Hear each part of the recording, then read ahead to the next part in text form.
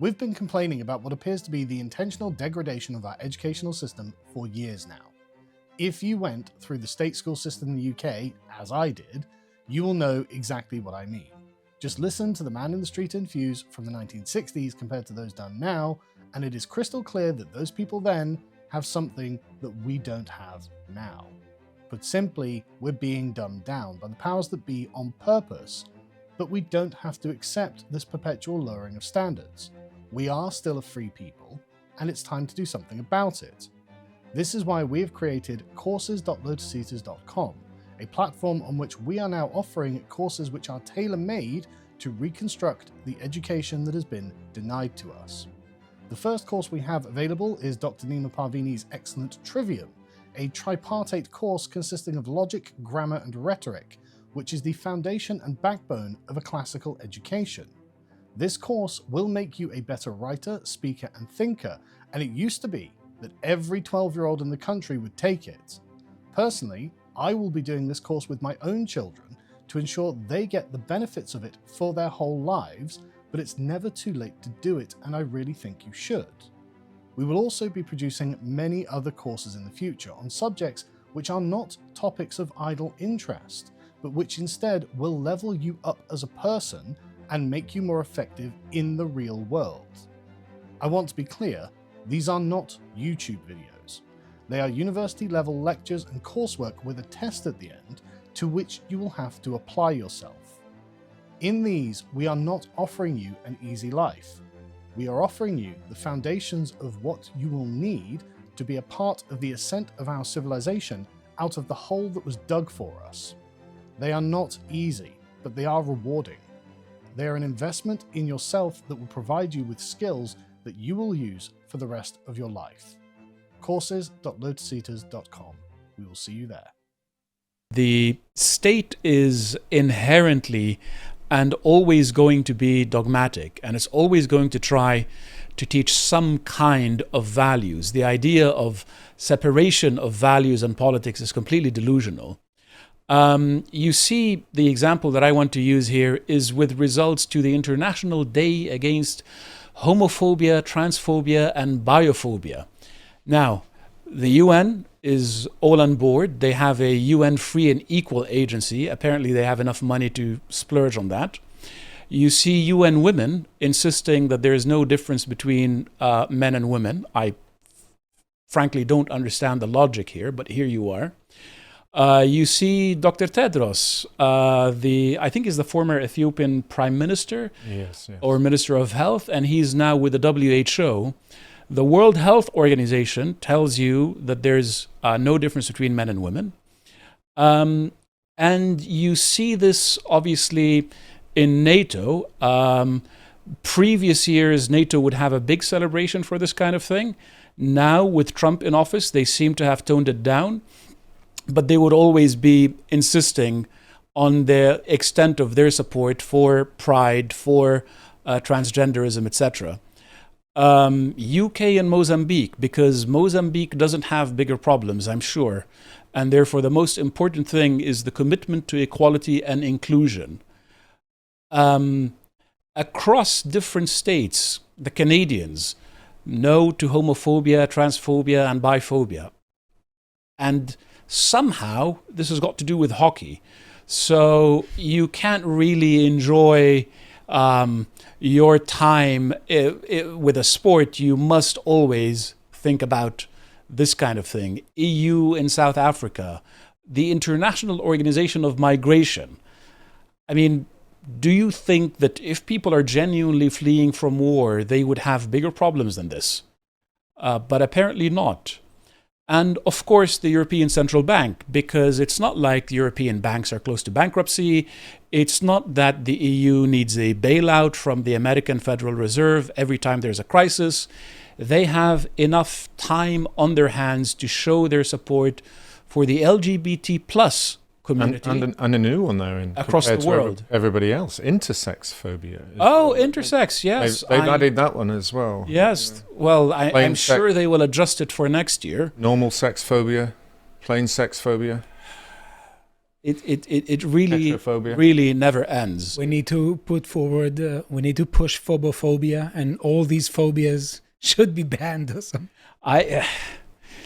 And then you have Miss Ursula von der Leyen, be proud, proud of whom you love, proud of who you are, proud of who you are becoming. Because your journey is your power. They're special. So if somebody were to say to Ms. von der Leyen that someone should be proud of being German or British or English or Romanian, I think she would have a little bit of a panic attack. Yeah. And she would absolutely refuse to acknowledge that it's legitimate to be proud of your nation. However, of your, what I would argue, your sexual deviance, that you should be absolutely proud of. What's happened here is clearly that every institution globally is parroting the same narrative. I could go and show you various corporations. You could go and see what the World Economic Forum is saying. They're all repeating the same message. And the reason that I bring this up and the reason that I think this is important is because we've gone from tolerance to intolerance.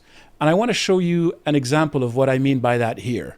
This is the evolution of Barack Obama on the question of homosexual marriage. So let's sort of go through it for a second here. Samson, can we have audio for this, please? I believe that marriage is between a man and a woman. But I also detest the sort of bashing and vilifying of gays and lesbians because I think it's unduly divisive. It's unnecessary. Most gays and lesbians are simply seeking basic recognition of their rights. So let me just pause here for a split second. This is being presented as an argument for equality and against discrimination. Now let's see how that's evolved over time. We've got to make sure that everybody is equal under the law. And the civil unions that I proposed would be equivalent in terms of making sure that all the rights that are conferred by the state are equal for same-sex couples as well as for heterosexual couples. Now, with respect to marriage, it's my belief that it's up to the individual denominations to make a decision as to whether they want to recognize marriage or not. That's his first change. So now you can decide how you want to recognize it, and you are left with a degree of freedom as to whether or not you accept it. So it's equality, but your own personal freedom. No longer just between man and women, it's now a decision of a church. Fair enough. So we could... With respect to gay marriage, I do not support gay marriage, but I support a very strong version of civil unions where I think the state has to recognize the same rights and responsibilities for gay people, same-sex couples, as they do for anybody else. Because the state is not a religious institution. And I think this is the most important point. To deny that there is religion in the state is belied by the fact that every organ of the state is now parroting the same message. They're all adamant that you must celebrate homosexuality, you must celebrate transgenderism, you must celebrate, etc., etc., etc., or the various identities that they've developed over the years. This was happening at a time when the whole trans debate wasn't even happening. No. And what followed from the recognition of the so-called right of homosexuals to marry was the imposition of this new dogma on everybody else. And I'm not going to show you the whole clip here, but then Obama goes on to say that he's going to use executive power to make sure that all hospitals throughout the United States, a huge chunk of which are Catholic hospitals, must treat homosexuals and normal people, I'm going to say, equally, because anything else wouldn't be acceptable. And he's threatened to deny federal funding to any hospital that receives Medicare or Medicaid. But isn't an argument here now? He's talking about, religion. Isn't the state become a religion? Well, the state... Isn't it saying that I am now the head of the church of the state, and therefore I'm going to state what our morals are? Yep, I'm going to jump in here because one of the comments is brilliant. We're not allowed to discuss what religion the state has adopted. Ah, okay. But we must, because the state is an arbiter of moral values. All questions of politics, all questions of law have a moral foundation. And to deny that and to pretend, as Obama did here, that the state is always secular, no. The hierarchy of the secular state is different from the hierarchy of the church. I think basically there cannot be any kind of value-less and value-free governance. Exactly. This is just, people who say this don't know what they're talking about. But one thing that is, from a realistic perspective, really important has to do with the tyranny of minority, because in many cases, and many countries, I'd say the majority of countries where we have democracy, we have parties that make a sort of forecasting, sort of calculation of how many votes they expect from particular groups of population. Yes. And if we have a group that can have, let's say, 3-4% of the population, maybe a bit less, it can be a very important player in tilting elections. Yes. That is why we have center-left and center-right parties and centrist parties being pro-LGBTQ plus agenda, because they want to count on their votes at the end of the day. Yes. And because we're voting for agendas of parties, not specific policies, they're putting in this from the back end. Well, all political parties are trying to find different groups of people, but if you look at the LGBT community, one of the things that they also have is higher levels of income, higher levels of influence in media and TV and music. And so those modern day powers, which have much more control over the young and the younger voters, that's also incredibly influential. And can run disinformation campaigns. Well, we're going to talk about disinformation in a second, because this is relevant to the discussion here. I mean, Obama went from saying that he's neutral on this to saying that legalizing homosexual marriage is a huge victory for America because everybody must be equal. But as Thomas Jefferson understood, there is, and he was basing this on Aristotle, I understand, there is nothing more unequal than the equal treatment of unequal people. Yeah, that's in Nicomachean Ethics, book 5 on justice, where he's talking about fairness. He says, treating equal claims equally is fairness, plus treating unequal claims unequally. Yes. If you treat everyone equally, you're unfair, for Aristotle, and he's correct. Absolutely, absolutely. Because the issue that can't be avoided here is that this has become a new state dogma, and that the state, using its power, is trying to impose this dogma on anybody who dares to disagree. Imagine working for a big corporation and saying that you disagree with homosexual marriage publicly. Oh, you'd be fired. Well, that's exactly what... You just won't be able to do it. I was lucky because I was only made redundant as opposed to being directly sacked. Yeah. But it's what this is about. And I think we need to understand their perspective more. So part of Christian charity is to try to understand the perspective of the enemy as best as you can. Not the enemy, just anybody you oppose. And as this is the court philosopher of the World Economic Forum, I think we need to take a minute to listen to what he has to say about Darwin. About Darwin. Darwin is the kind of prophet of sexual liberation. If I think about the liberation of gay people, of LGBTQ people, then if you dig underneath, you eventually find Darwin.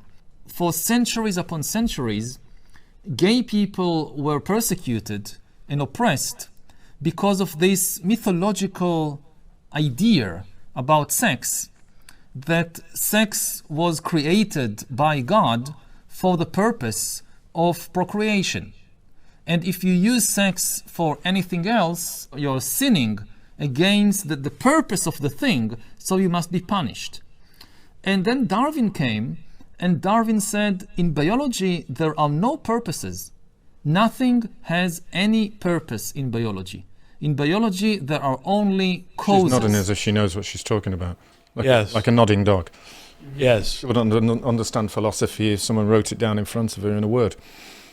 And see how he summarizes his own point of view. Nothing in nature has a purpose, and nothing that exists is unnatural. Does this apply, say, to cannibalism, which exists in nature? Yes. Does this apply to incest? Yeah. Does this apply to anything?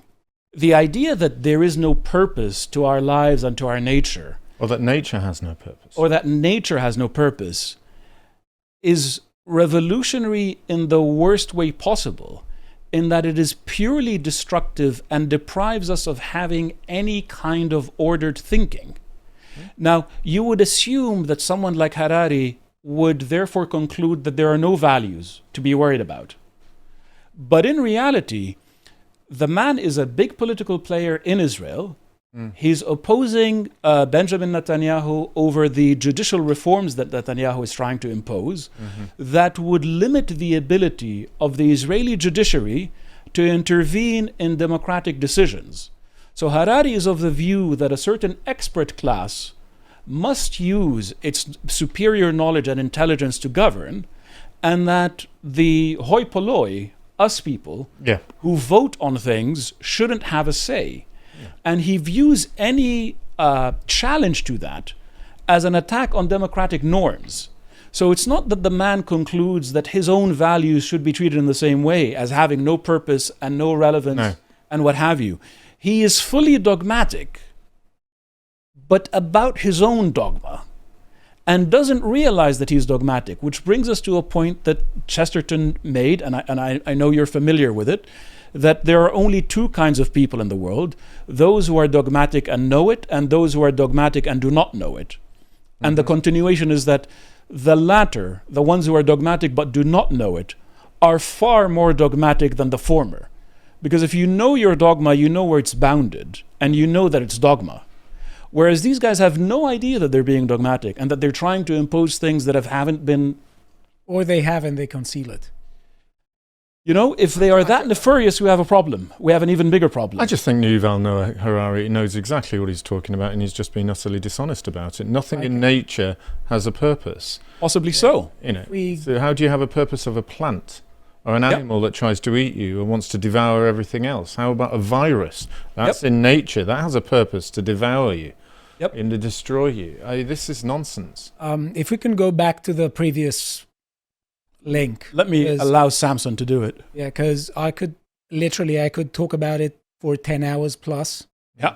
And if you take the statement, nothing is unnatural. Nothing in nature has a purpose. Yeah. And nothing that exists is unnatural.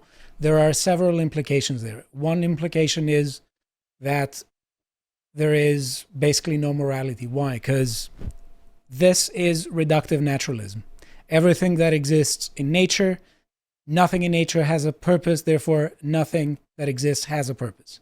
Well, this is a very subversive way of viewing things, and this is very ideological, because what happens? You can distinguish between an ideologue and a theorist by how much they're asking you to part with. Yes. And the idea that we should part with common sense is the mark of the ideologue. And when they begin saying things like, well, there's nothing that has a purpose. Action has a purpose. Thought has a purpose, which is to portray the truth. Well, he's missed out one thing. He says nothing in nature has a purpose, nothing else is unnatural. Even the very writing of what he's done, that's a purpose. And it might not be natural. So, what you're thinking about is totally unnatural. Yep. This man tries to be a brain, and the only thing that's, for me, that makes him look like a brain is he's trying to show more of it because he hasn't got anything on his head, to be honest. There's another implication. There's another implication. If nothing that exists is unnatural, therefore all the things he criticizes are natural. Yes. Yeah. So that's another... It's a circular stupidity. It is. Yeah, it's completely. Just... he just says most people are completely false about it. We need essentially a strong state to tell them. And nothing about That's Darwin. Darwin wouldn't have eventually the even, implication. Darwin wouldn't have even been considering homophobia, biphobia, transphobia, any of these issues when he was looking at the way that the world that considered, unless he was looking at animals not being able to have sex between, the male and female version. But other than that, he had no concept of what this Yuval has tried to create. He's just tried to be smart for being smart's sake. Yes. And I think with all of these things, we should always look at the consequences. If you believe this, then here are some of the consequences. One of the consequences is that now you can just buy a baby. You can design and manufacture a baby and go and buy one. And we no longer have to pretend that, okay, we're a happy couple and a gay couple is equal to a straight couple. No. Single men can just go and purchase babies and take them from their mothers. I mean, I know. It just makes me feel ill. Thinking the I idea find of it disgusting. Single man can go out and buy a baby, and then he can raise him and do whatever he likes inside, and we just do not know what sort of perversions these people are doing. And it's impossible not to assume the worst. Of course, it's not. It's really impossible not to assume the worst about these men. Why would you do it? As a 60-something guy buys a baby in South America. I mean, you find an impoverished woman, you get her to carry a baby for you, and then you take the boy and you are behind closed doors with him, having zero instincts for how to raise him. Yeah, look at him. Can't breastfeed him. He doesn't know, and he's going to be dead whilst the child is growing up. It's not his own. Nope. Doesn't have any understanding of the pain that you would go through if something hurts. Like a blood parent would do. Yep. I'm not saying that people don't because they don't adopt people, but look at his age. Look at the way that this is just the buying of children. I mean, this is just unacceptable. It makes children into a commodity. They're no more than an iPhone. Yeah. But a child is an iPhone. According to the philosophy of Harari, all we are is just matter, motion. We're just weight. So let's just have this weight flowing around. Yep. It doesn't matter. There is no basis to say that this is wrong from the standpoint of Yuval Harari. Yeah. He is undermining, he's self-undermining. Or Obama, exactly. Or Obama for that case. Or from what Obama is saying. His extension is that anyone can do it. Exactly. Yeah. Exactly. So we need to look at these philosophies and go beyond the sentimentalism of, oh, but equality, oh, but poor so-and-so, oh, but whatever. There is real evil that's being perpetuated against innocent children. Yeah. And if everything is natural and nothing is unnatural, there's no reason to object. If all there is matter, what do I care? But also it shows the ridiculous extent they are prepared to go in order to whitewash their political allies. Yes, absolutely. It's one thing to say, guys, there is such a thing as morality, and maybe you're a bit harsher on group A, B, and C. Yes. But they straightforwardly go for the nuclear option, which implies there is no morality. No, they didn't go straightforwardly for the nuclear option. You have to remember, I'm scanning them, and I think they did. Obama was arguing that it should be about equality and justice and fairness and including everybody. The Economist was writing articles about how legalizing gay marriage was a good thing because then they'd just be normal suburban middle-class parents and nothing would change. So the revolutionary argument came after they won. They revealed their agenda after they captured the state, after they became in a position to use the state's dogma and the state's ability to impose dogma on others. You hear endless stories about teachers being sacked for saying, okay, I don't believe that this child could be trans. I don't believe that homosexuality is a good thing, etc. If you as a teacher say this, you immediately get sacked for it. Well, you'd get sacked in any job nowadays. Now you get pretty much sacked in any job. And the argument... For a lot of things, to be honest. And the argument for it also came from nature. They found, okay, they were arguing for a very long time, Obama personally was arguing, that homosexuality was innate. And that because it was innate, it came from nature. And if it came from nature, as Harari was saying, then there's nothing wrong with it. But even that materialist argument fails. Because in reality, there isn't anything genetic that determines homosexuality. There are various genes that interplay with homosexuality, but there is no way to predict someone being homosexual based on their genes. It's impossible to do it. So, even starting from nature, this argument falls pretty much flat on its face. And yet they keep on insisting. And yet they keep on pushing. And we've ended up in a situation where just you can randomly purchase children I think from any poor country because a young woman needs a bit of extra income. I think that I don't know. First of all, I reject biological determinism. So the idea that everything boils down to genes is completely foreign to me, and I just think it's mistaken. I don't think that everything boils down to genes. But even if it did, I think there is such a thing as saying that if there were absolutely no disposition whatsoever in any human being, it would never have arisen in the first place. So there are people who say, well, it's not biology, it's society. Well, society wouldn't try to enforce it in the first place or wouldn't involve it if there wasn't such a thing as biology, because society occurs within biological grounds, let's say. Yes, my argument would be slightly different. My argument would be that we are naturally prone to doing some evil because of original sin, and that sexual perversions, including cheating on your partner, including doing things that you shouldn't do, form part of our menu of Wouldn't sins that imply that we choose from. human nature has a disposition towards homosexuality? It would imply that The way human you nature describe is naturally flawed. Okay. It would imply that human nature is flawed. If we were all capable of being saints, we wouldn't be a fallen species. But we are. We're capable of being saints, but we must struggle with evil to be saints. It would imply that the correct way to view humanity is through the mix of original sin and divine grace that we are all born with, and that we are all called upon to struggle to let the grace shine and to bury the sin. That's what it would imply.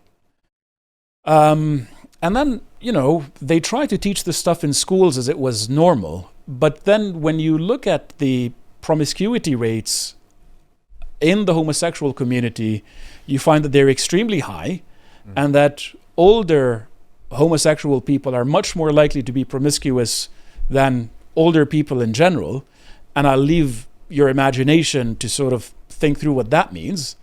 You end up with dogs infected with monkeypox, which is something that I really don't want to discuss more than just point out that it exists. And How could this happen? let's not discuss that. If you don't mind, let's not discuss that. And you end up in a situation where this dogma is being forced on children as though it was neutral. However, I want to read another Chesterton quote here. Dogma is actually the only thing that cannot be separated from education. It is education. A teacher who is not dogmatic is simply a teacher who is not teaching. There are no uneducated people, only most people are educated wrong. The true task of culture today is not a task of expansion, but of selection and rejection. The educationist must find a creed and teach it. To be honest, This is the nature of teaching. This is the nature of education. It's about values.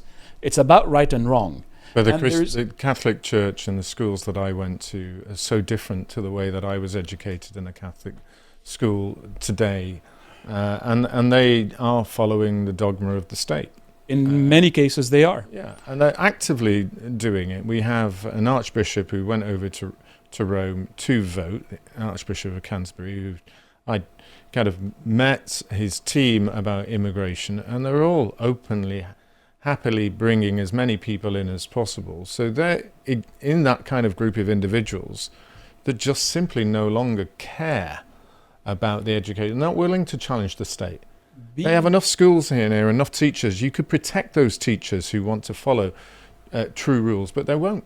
They fail to do so in schools across the UK all the time. Being nominally Catholic, or even being a good Catholic, or trying to be a good Catholic, doesn't protect you about being wrong all the time, or True. against falling behind the currents. Yeah. And yes, there are certainly elements in the Catholic establishment that are chasing this current, that are following this fad. But the bedrock is fundamentally opposed to it. I think basically, I have taught a university for 6 years, and I'm really into it. Let's say, so I like looking at where terms come from, and the term dogmatic was initially the opposition to the term skeptic, but both of those terms have changed. So being dogmatic originally meant you think you possess knowledge. Being a skeptic meant originally you suspended judgment. The skeptic nowadays, you'd say the dominant intellectual orthodoxy in Western countries is reductive naturalism. It tries to say that being a skeptic essentially means being very dogmatic about things that bring human nature down to the level of matter. It's not at all suspending judgment, because they make constant judgments all the time. Like Harari was saying, skepticism. It's performative skepticism, yes. So one thing, I think that it's a good thing to try to instill both a kind of dogmatic element in education, but also a kind of critical element, because without the critical element, you make students essentially into people who are going to fall for propaganda. You should be very dogmatic about dogma, but you shouldn't confuse what is dogma and what isn't dogma. Well, it depends again, because we will have discussions about whether something is true or false. But I think that it's important to cultivate the students both a dogmatic disposition, but also a skeptical one. I was just going to say, but putting a bit of levity in, I do like dogmatics. Use the dog in asterisk the goal. Yes. It's a tweet of a cartoon by Carl Benjamin. A corporation needs 50% male board members and 50% female board members, and everybody celebrates. A child needs a mother and a father, and everybody gets angry. And this is the result of this complete loss of reality that we live in. Yeah. And the last thing that I want to conclude with is an argument from first principles in defense of what marriage really is. Mr. Keyes, on the Channel 7 debate last Thursday night, you said, and I'm quoting you, where procreation is in principle impossible, marriage is irrelevant. You went on to say it was irrelevant and not needed. What about marriage between people who are well beyond their childbearing age? Irrelevant, not needed? No, it's simply a misunderstanding. The word in principle means relating to the definition of, not relating to particular circumstances. So if an apple has a worm in it, the worm is not part of the definition of the apple. It doesn't change what the apple is in principle. So the fact... It retains its appleness. It retains... It retains... To act as if concepts are laughable means that you want to be irrational. Human beings reason... You said it was irrelevant Human and not needed. Human beings reason by means of concepts and definition. We also make laws by means of definitions. And if you don't know how to operate with respect for those definitions, you can't make the law. An individual who is impotent or another who is infertile does not change the definition of marriage in principle. Because between a man and a woman, in principle, procreation is always possible. And it is that possibility which gave rise to the institution of marriage in the first place. As a matter of law, it's still as a matter of law possible and in principle. But when it is impossible, as between two males or two females, you're talking about something that's not just incidentally impossible, it's impossible in principle. And that means that if you say that that's a marriage, you are saying marriage can be understood in principle apart from procreation. You have changed its definition in such a way as, in fact, to destroy the necessity for the institution. Since the That's the summary of it. And if you want to learn to argue like this, please go for the Trivium course, because that is the right way to think. There is such a thing as natural and unnatural. There is such a thing as right and wrong. When you pretend that the state doesn't have a dogma, or that you can have a state without morality, what you end up with is men buying children, and much, much worse. We've ran this experiment. We've seen the fruits of it. It's turned out that there is no possibility of a truly secular, amoral state. The state always has a morality. And therefore the question is, which one is the right morality? The one that allows the buying and selling of children, or the one that forbids it? And that's what I want to end this segment with. If you would like to watch the full uncut version that is also uncensored, head on over to lotuseaters.com to find out more.